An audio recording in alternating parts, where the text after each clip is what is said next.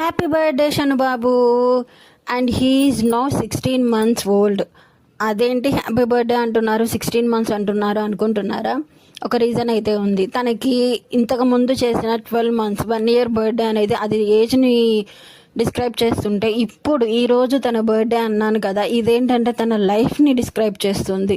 And ఎందుకు అన్నాను అని అంటే, బాబు పుట్టినప్పుడు బాబుకి హెల్త్ అస్సలు బాగాలేదు. వెంటనే హాస్పిటల్లో పెట్టడం, 1 month పాటు తను అక్కడే ఉండటం. అసలు ఆ 1 month అసలు వాడికి లైఫ్ అనేది లేదు, గ్రోత్ లేదు. తన బేబీ పుట్టినప్పుడు ఎంత వెయిట్ ఉన్నాడో 1 month తర్వాత కూడా సేమ్ వెయిటే ఉన్నాడు.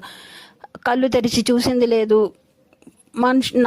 మదర్ టచ్ లేదు, సిస్టర్ టచ్ లేదు, ఏం లేదు. వాడు అంత పెయిన్ అనేది చూశాడు. ఆ లైఫ్లో ఒక 1 month అనేది అసలు లేదు అని అయితే నేను చెప్తాను. చాలా పాపం చాలా స్ట్రగుల్స్ ఫేస్ చేశాడు.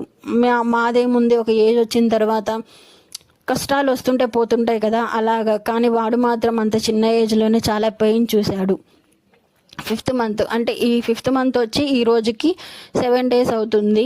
మేము హాస్పిటల్లో ఒకసారి చెకింగ్ అని చెప్పి వెళ్తే అక్కడ వాళ్ళు చూసి సర్జరీ చేసేద్దాము, చేస్తే బెటర్ అని చెప్పి అన్నారు. ఓకే ఫైన్ చేసేయండి అని చెప్పి నేను కూడా ఒప్పుకున్నాను. ఎందుకు అని అంటే, అప్పటి వరకు వాడు అసలు ఎట్లా ఉండేవాడంటే బాగా కంటిన్యూస్గా హెల్త్ సిక్ అవుతూనే ఉండేవాడు. కోల్డ్ కావచ్చు, లేదంటే కాఫ్ చాలా విపరీతంగా ఉండేది. సర్జరీ చేసేస్తే తను హ్యాపీగా ఉంటాడు, అందరి పిల్లల్లా ఉంటారు, ఆడుకుంటాడు.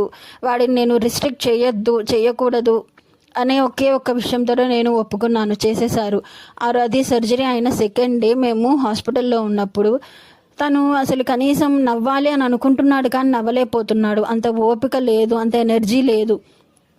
హెయిర్ కూడా మీకు అస్సలు కనిపించట్లేదు కదా, ఎందుకంటే ఆ 4 months మేము మెడిసిన్స్ వాడుతూ ఉన్నాము. ఆ మెడిసిన్స్ ఎఫెక్ట్ ఎవరి మీదైనా ఉంటుంది కదా, అలాగే బాబు మీద కూడా ఉంది. పాపం గ్రోత్ అనేది లేదు. వన్స్ ఆ సర్జరీ అయిపోయిన తర్వాత తనకి నార్మల్గా జనరల్గా విటమిన్ డి సిరప్ అవి ఇచ్చారు, అంతే. ఇంకా అంతకు మించి బాబు కోసం మేము వాడిన సిరప్స్ కానీ మెడిసిన్స్ కానీ ఏం లేవు.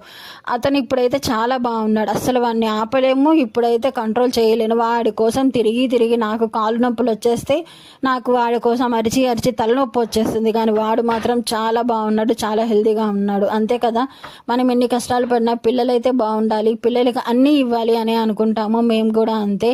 ఈరోజు లాస్ట్ ఇయర్ ఇదే రోజున 2 o'clockకి వాడికి సర్జరీ అయిపోయి నా చేతిలో పెట్టారు. ఆ రోజు ఎంత హ్యాపీగా ఉన్నానంటే, వాడి హార్ట్ దగ్గర చెక్ చేసి ఆ రోజు ఫస్ట్ టైం వాడి హార్ట్ బీట్ విన్నాను.